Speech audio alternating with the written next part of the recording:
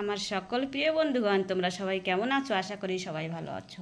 বন্ধুরা দেখো, তোমরা দেখতেই পাচ্ছ যে এখানে কিন্তু একটা মাছ রাখা আছে। ঠিক আছে, মাছটা বেশি বড় না, সাইজটা ছোটই আছে। তো আজকের আমি এই মাছটা কি করব, ভাজা করব। তো আজকের আর আমার ভাজাটা কিন্তু পুরাই আলগা হবে। তা তোমরা বন্ধুরা দেখতে থাকো যে আমি আজকের আর মাছ ভাজাটা কি করে করি। মাছ ভাজা তো তোমরা সবাই খেয়ে থাকো, ঠিক আছে। তা আজকে আমি সেই মাছ ভাজা করব, ঠিক আলগাভাবে।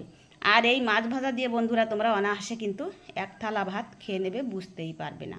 তা তোমরা সাথে থাকো বন্ধুরা। আমি মাছটা কেটে কুটে ধুয়ে পরিষ্কার করে নিয়ে আসি। এই যে দেখো বন্ধুরা, আমি কিন্তু মাছটা কেটে কুটে নিয়ে এসেছি। তো মাছটা তো ছোট ছিল, বেশি বড় না। তো মাছটা আমি 4 পিস করেছি। এই যে দেখো, 2 পিস মাঝের আছে আর লেজা আর মাথা। আর এই যে আমি এর সাথে ভাজার জন্য কিন্তু আমি ছোট সাইজের 2টো আলুও কুচিয়ে নিয়েছি বন্ধুরা। আজকের আমি এই মাছ কী করে ভাজাটা করব, তোমরা কিন্তু বন্ধুরা সাথে থেকে দেখো। আর এই যে দেখো, এখানে আমি মশলা রেডি করে নিয়েছি। এখানে আমি পেস্ট কুচিয়ে নিয়েছি। আর এইখানে আছে লঙ্কা, হলুদ আর লবণ। আর এই বাটিতে আছে বন্ধুরা গোটা জিরা, তারপরে ধনে, আদা, তারপরে আছে শস্য আর পোস্ত। এই সব কিছু আমি গ্রাইন্ডারে বেটে নিয়েছি। আর এবারে আমি এই মাছগুলি মেখে নেব। এই সব মশলা দিয়ে আমি কিন্তু বন্ধুরা মাছ সুন্দর করে মেখে নেব।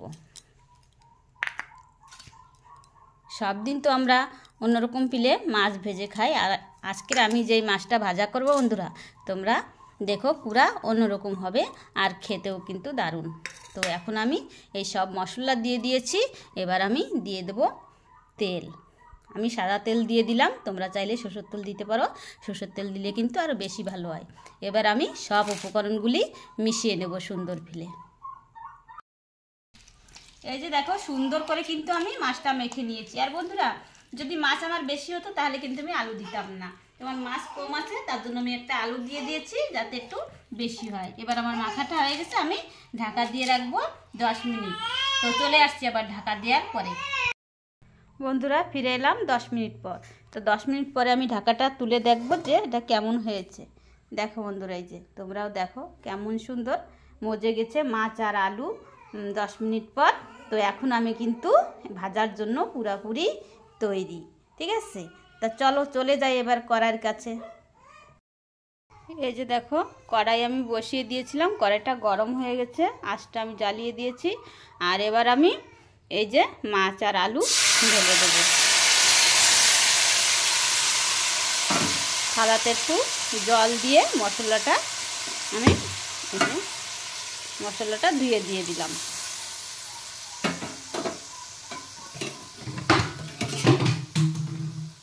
তো এবার আমি একটু নেড়ে চেড়ে বন্ধুরা মিশিয়ে নিচ্ছি।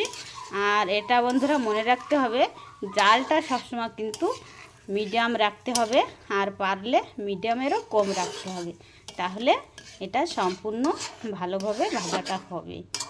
তো এই যে আমি দিয়ে দিলাম সুন্দরভাবে।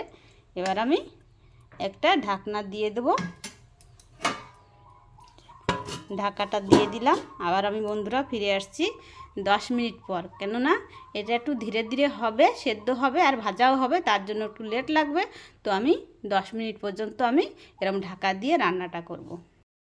বন্ধুরা ফিরে এলাম 10 মিনিট পর। তো 10 মিনিট পর আমি ঢাকনাটা তুলে আমি তোমাদের দেখাচ্ছি যে কেমন হয়েছে। দেখো বন্ধুরা, কালারটা কত সুন্দর হয়েছে। তো এবার আমি এরকম করে খুন্তির সাহায্যে কিন্তু একটু উল্টিয়ে নেব, যাতে এপিঠটাও ভালো করে ভাজা হয়। তা তোমরা দেখতে থাকো বন্ধুরা, আমি উল্টিয়ে নিই।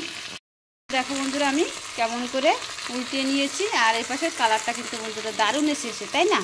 তো এবার আমি আর ঢাকা দেবো না, এরকম করে আরও 5 মিনিট ওপিঠ ভাজার জন্য আমি রেখে দেবো। তা তোমরা সাথে থাকো আর দেখতে থাকো। দেখো বন্ধুরা, ফিরে এলাম আমি আবার 5 মিনিট পর। তো আমার ভাজাটা পুরোপুরি সম্পূর্ণ হয়ে গেছে বন্ধুরা। এখন আমি এর উপরে ধনেপাতা ছড়িয়ে দিয়ে তারপরে আমি কিন্তু তুলে নেব। তা বন্ধুরা, তোমরাও কিন্তু এরকম করে ঘরে করে খেয়ে দেখো, এটা কিন্তু দারুণ হয় খেতে। সব দিন তো তোমরা মাছ ভাজা খেয়ে থাকো বন্ধুরা, তো এরকম করে একদিন করে খেয়ে দেখো। তো এখন আমি মাছটা প্লেটে তুলে নেব। বন্ধুরা এই দেখো আমি প্লেটে তুলে নিয়েছি। তো আমার এই যে আলু দিয়ে মাছ ভাজাটা হয়ে গেছে, ঠিক আছে। আর তোমরাও কিন্তু এরকম করে ঘরে খেয়ে দেখো, আর তোমাদের বাড়ি কোনো অতিথি আসলে মাছ শুধু ভাজা না করে এরকম ভাজা করে খেয়ে দেখো, আর খাওয়াবে সবাইকে, দেখবে দারুণ টেস্ট লাগবে আর ওরা ভালোই কবে, ঠিক আছে। আর আমার মাছ ভাজা ভালো লাগলে তোমাদের কাছে লাইক কমেন্ট শেয়ার করো, আর আমার সাথে থেকো।